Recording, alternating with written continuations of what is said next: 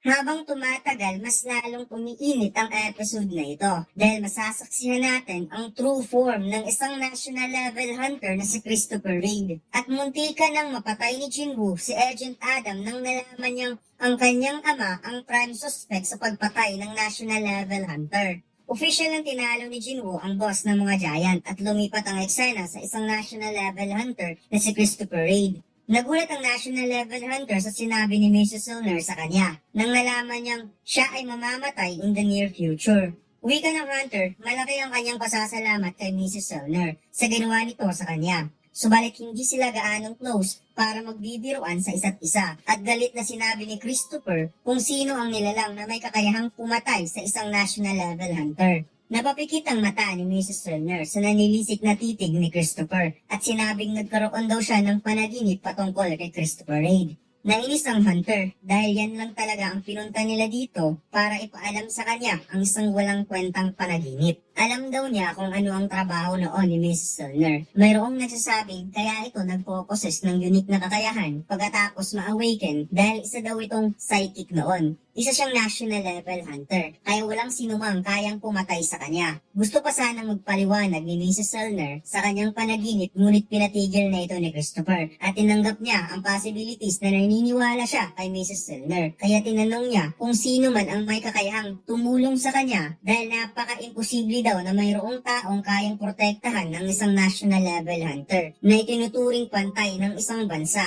Sinabi ni Mrs. Lunar na mayroong nag-iisang taong kaya siyang protektahan at tulungan, si Hunter Song Jinwoo. Samantalang unti-unti nang nagsasara ang S-rank gate ng Japan. Naisip ni Jinwoo na tama lang ang kanyang ginawang desisyon na patayin ang King of Giant dahil kahit na ito ay nakadena sa isang special chain, napaka-overwhelming pa rin ng kapangyarihan nito. Buti na lang naaalala niya ang laban ng trinidor ni Baran ang Shadow Monarch. Narealize niyang hindi niya hahayaang mabuhay ang isang monster sa kanilang mundo, kaya kailangan pa talaga niyang magpalakas. Ang balita na nagawang ma-wipe out ang giant sa bansang Japan ay mabilis kumalat sa buong mundo, social media at iba pang platform, at sinasabing mayroon na namang bagong national level authority hunter, subalit sa pagkakataon na ito, hindi lang ang mga Korean ang nagsasabi ng magandang komento, sa halip buong mundo. Ang giant na tumawid papuntang China ay nagawang talunin ni Liu Zigang, habang ang chairman ng Japanese Hunter Association na si Matsumoto ay sumuko na sa otoridad since kailangan pa rin niyang harapin ang kanyang kasalanan. Samantalang nag-organize ng party ang US government para sa mga American hunter dahil successful nilang na-clear ang S-rank gate na lumitaw sa state of Maryland.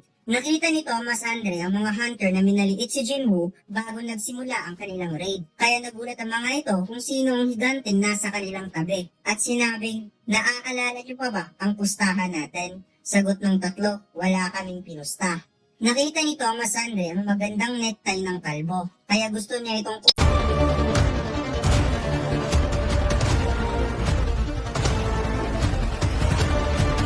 Subukan niyo maglaro ng Run Online Studio 4 Episode 7. Ang download link ay nasa baba. Maraming salamat, mga Lods.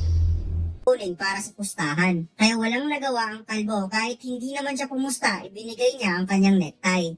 Ipinakita ni Thomas Andre kay Laura ang magandang necktie, subalit wika nito, mukha dong mamahalin ngunit hindi bagay sa Hawaiian t-shirt. Kaya itinapon na lamang ni Thomas Andre dahil alam daw niyang hindi naman talaga ito bagay sa kanya. Mayroong inulat si Laura kay Thomas Andre na mayroon daw silang problema. Lumabas na ang listahan sa mga invited na guilds for International Guild Conference this year at kasama ang Korean Ajin Guild. Nagulat si Andre kung sino ang nasa likod ng Ajin Guild. Wika ni Laura, ito ang guild na binuo ni Hunter Song Jinwoo. Kaya umabot sa tainga ang ngiti ni Andre nang nalaman niyang pupunta sa Amerika si Song Jinwoo. Lumipat ang eksena sa Japan. Nagulat ang mga Japan military nang nakita nila ang kakayahan ni Jinwoo. At mukhang nanghihinayang pa si Jinwoo sa isang giant na napunta sa China. Nilapitan ni Hanikawa si Jinwoo dahil mayroon daw tumawag sa kanya. Subalit napagilat ang kanyang mata nang narinig niya ang isang balita. Kaagad siyang humingi ng paumanhin kay Jinwoo dahil kailangan na niyang umalis kaagad at bumalik sa Korea. Tinanong ni Jinwoo kung ano ang nangyari. Wika nito, hindi pa daw niya alam ang detalye, ngunit mayroon siyang family problem, kaya kailangan na niyang umalis ngayon din. Umalis si Jinwoo at sinamahan ni Hanikawa papuntang airport. Hindi pa daw narinig ni Jinwoo ang kanyang ina na nanginginig ang boses habang nagsasalita sa kanya, kaya nag-aalala talaga siya kung ano ang nangyari. Kaagad nakarating si Jinho sa Incheon International Airport at sinalubong siya ng sekretary ng kanyang ama. Wika nito, handa na daw ang sasakyan at kailangan daw patatagin ang dibdib ni Young Master Jinho. Nalaman ni Jinho na ang kanyang ama ay mayroong sakit na eternal slumber at ito na daw ang kanyang final sleep. Sobrang nag-aalala si Jinho nang nakita niya ang kanyang ama, ngunit pinigilan siya nito dahil bawal lumapit ang isang hunter na hindi kayang kontrolin ng kanilang magical power. Kaya nalungkot si Jinho dahil sa huli, isa siyang walang kwentang anak.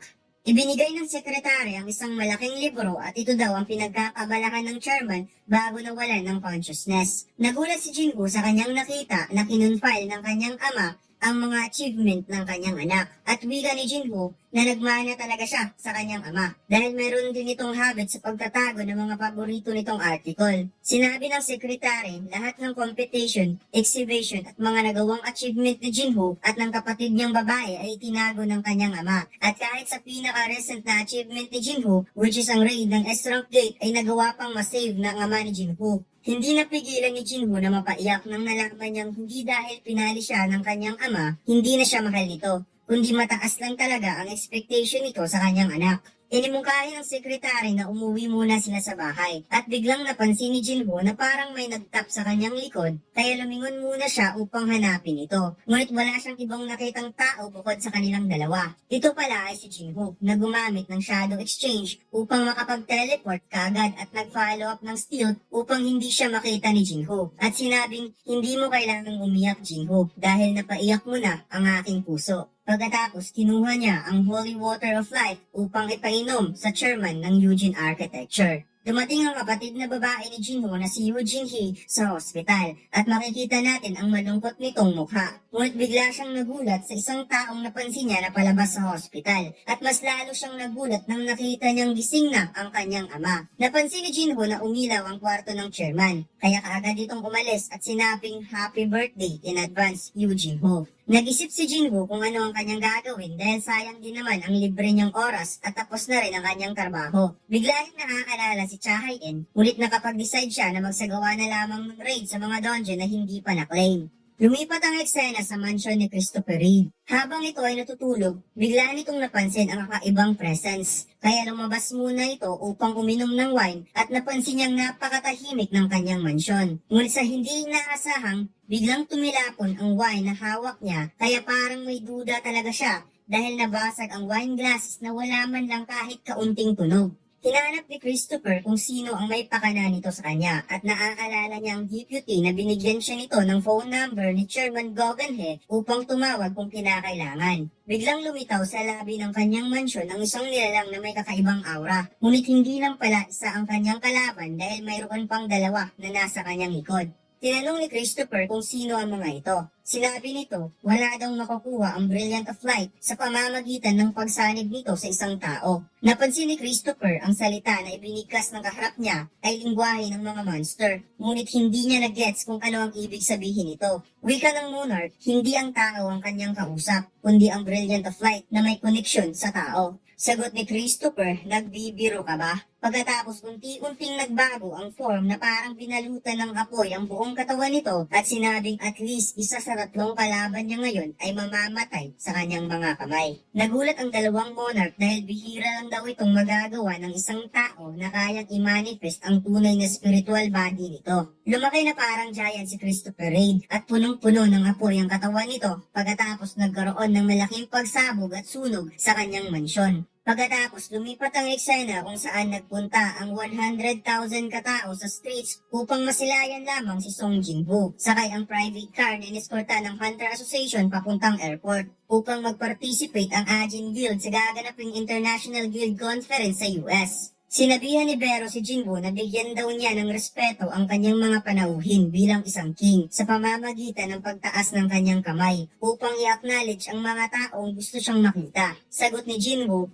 mali ka sa inakala mo, Bero. Nasa eroplano na si Jinwoo. Hindi niya inaasahang nakatabi niya ang isang familiar na tao kaya binati niya si Adam White sa muli nilang pagkikita. Wika ni Agent Adam White, naaalala pa rin siya ni Jinwoo kahit isang beses lamang sila nagkita. Ngunit hindi totoo na naaalala ni Jinwoo kung sino ang taong ito. Sinabi lang ni Bero na si Adam White ang katabi niya ngayon sa eroplano. Narealize ni Jinwoo na parang hindi coincidence ang pagkikita nila ngayon, kundi isa na namang negosasyon. Wika ng agent, alam niyang parang bastos ang ginawa niya na magpakita na hindi man lang nagpapaalam, ngunit mayroon siyang importanteng kailangang i-discuss kay Jinwoo. May pinakita si Agent Adam White na isang video. Isang malaking sunog na nagaganap na pilit pinipigilan ng fireman ang pagliliyab ng apoy. Ngunit hindi daw ito isang ordinaryong apoy na mapapatay lang ng isang simpleng tubig. Tinanong ni Jinwoo kung ano ang videong ito. Tugon ni Agent Adam White, kung tatapusin ni Jinwoo ang video, makikita nito ang isang lalaking may kagagawan ng malaking sunog. Ito ay si Christopher Reid, isa sa kanilang national level hunter. 1,800 firefighter at 14 high rank mage ang kumilos upang matigil ang malaking apoy. Ngunit hindi sila makapaniwala nang nakita nila ang patay na katawan ng national level hunter na si Christopher Reid. At ipinakita ni Agent Adam White ang isang photo na hinihinalaan niyang suspect na gumawa nito, na ikinagulat ni Song Jinwoo.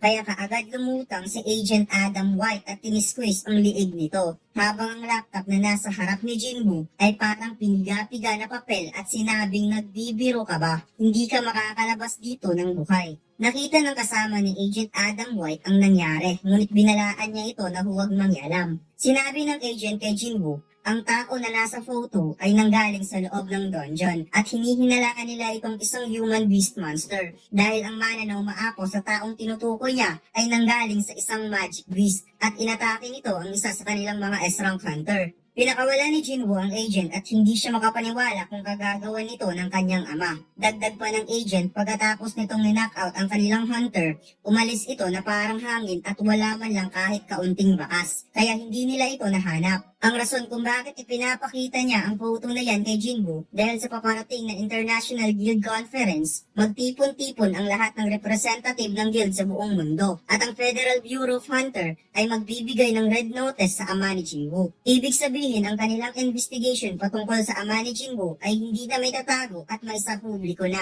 At dito lang nagtatapos ang ating kwento mga lads. Huwag mo sanang kalimutang mag-like, comment at mag-subscribe sa ating YouTube channel at mag-follow sa ating Facebook page. Salamat!